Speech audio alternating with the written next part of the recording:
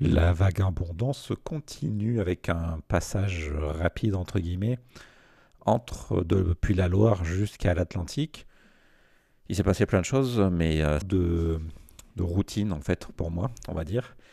Donc, posage de tarp dans des petits endroits, des jouets abandonnés, toujours. Et pour la nourriture, il y avait beaucoup à cette période de fruits à récupérer. Donc j'ai récupéré des fruits en chemin sur les bords de route tout simplement. Et j'ai acheté quelques fruits et légumes comme j'expliquais, du pain également. Et parfois on m'a donné spontanément, j'ai jamais mendié. On m'a donné à manger des boîtes de conserve ou du pain ou n'importe quoi, simplement des gens qui étaient en train de pique-niquer, qui m'ont vu passer et qui ont voulu partager une partie de leur bien que j'ai souvent accepté puisque c'est très sympathique, c'est convivial, c'est du partage et c'est gratuit. Donc beaucoup de chemins de ce type à côté de champs, parce que toute la région est très humaine. Je n'utilise pratiquement jamais les campings, je dors toujours à la sauvage, en bivouac, dans la nature. Mais toutes les semaines environ, je cherche du confort, on va dire, pour me laver mes vêtements. Et les campings sont une opportunité pas trop mauvaise, dans le sens où on peut accéder au camping souvent pour entre 2 et 5 euros, juste pour accès au sanitaire pour la journée sans dormir et repartir. Du coup, dans la journée, il m'arrive parfois de faire des pauses, ouais, c'est très rare, de faire des pauses dans des campings pour laver ce que j'ai à laver et ensuite repartir sans dormir au camping. Donc là, on constate hein, la qualité des photos qui est très pixelisée. Je suis tombé sur un petite rue, petit village de comiques. Abeille infirmière libérale, piqûre à toute heure. Mon chien couvre la distance niche portail en 2,5 secondes. Si vous êtes moins rapide, restez à l'extérieur. Ne dérangez qu'en cas de mobilisation générale. Et d'autres panneaux de ce type que j'ai pas pris en photo forcément. Ici, c'était un grand champ, grande parcelle cultivée. Et au loin, un orage et pas d'abri, jusqu'à ce que je vois cette petite cabane en plein milieu. C'était vraiment long, hein, peut-être 2, 3 heures, 4 heures de marche. Et je voyais l'orage arriver, se former au loin, et toujours pas d'abri, toujours pas d'abri.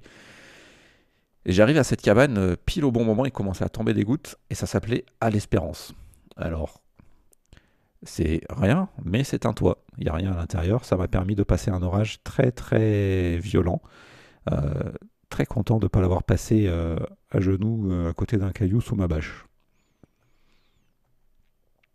Et on continue le long de la Loire, toujours, direction Angers, puis Nantes.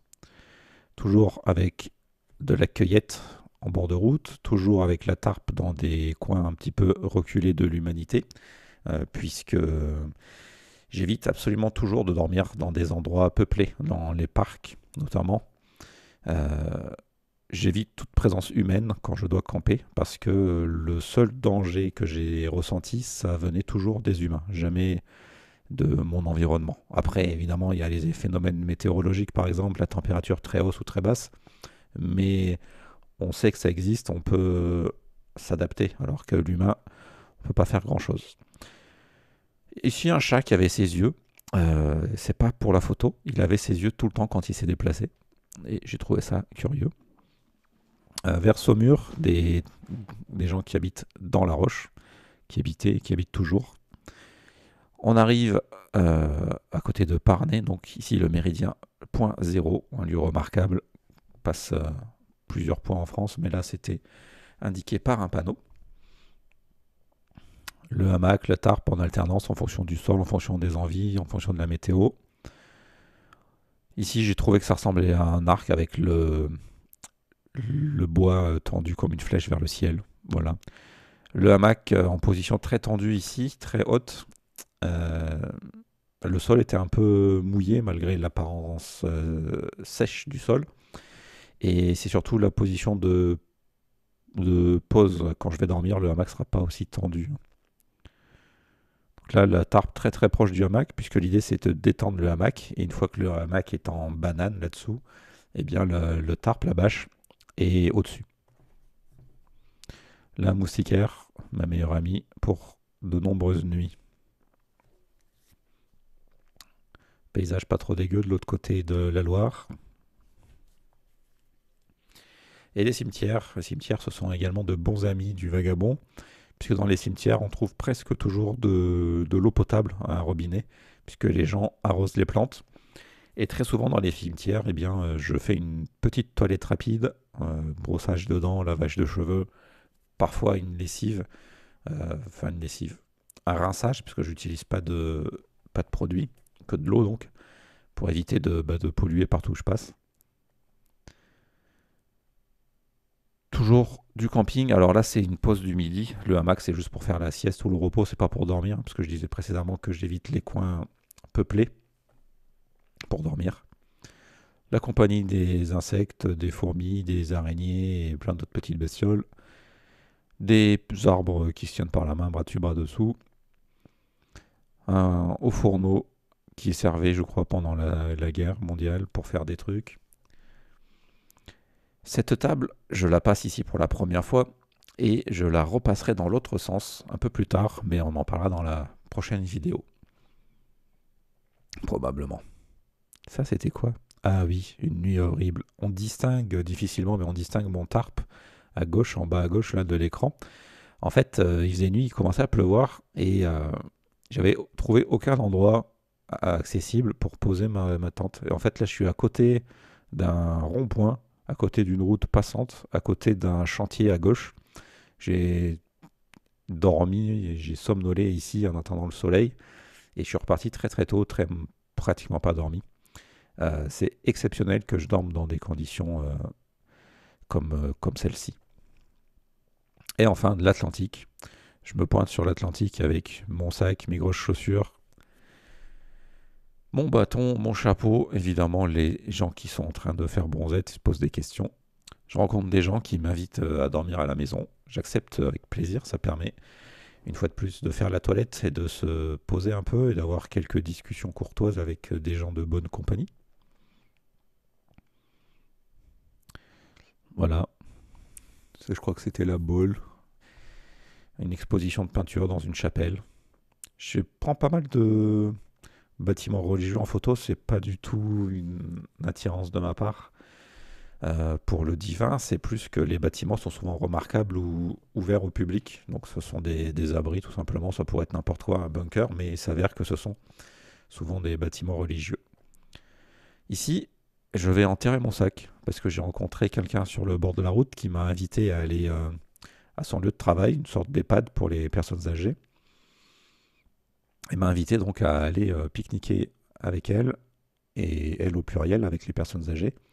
Et donc je fais un trou, je mets mon sac enroulé dans la bâche, et je fais un gros trou, et j'enterre mon sac entre la place du foyer et là où il se trouve à gauche, en espérant évidemment le retrouver plus tard, mais je l'enterre bien profondément dans le sable pour me promener plus aisément en ville, où je mange ce petit repas bienvenu, avant de repartir vers Guérande et les sels de Guérande. Comme je disais dans une vidéo précédente, à partir de Guérande, j'ai finalement rejoint la marche pour la paix, pour soutenir les Indiens qui étaient expropriés donc en Inde.